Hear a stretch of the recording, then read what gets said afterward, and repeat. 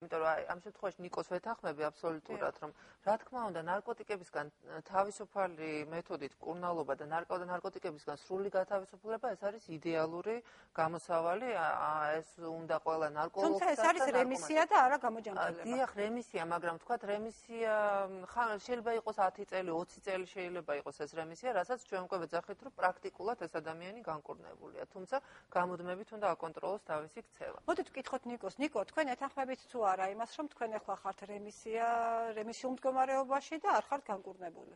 სამედიცინო ენაზე განმარტებას მე ვერ მოგწევთ, მაგრამ მე ერთს ვიტყვი, რომ მე არასდროს არ მავიწყდება, რომ მე ეს პრობლემა მაქვს, რომ მე ვიყავი ნარკოტიკების გავლენის ქვეშ. როდესაც მე ეს დამავიწყდება, ყველაზე დიდი საფრთხის წინაშე მაშინ ჩავდგები. როდესაც მე ამას დავივიწყებ. მე ყოველდღიურად ვცდილობ, რომ ამას ვიხსენებ და ვაკეთებ იმას, რასაც მე წესით უნდა ვაკეთებ და რასაც თავაზობს ეს პროგრამა.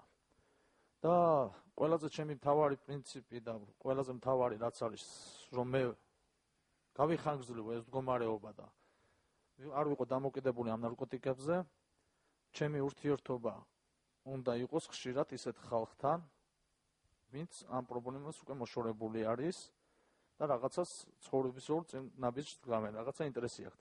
და მეორე კიდე, მე ყოველთვის ვცდილობ ურთიერთობა მქონდეს იმ ხალხთან და დავეხმარო ის, რაც შევიძინე მე.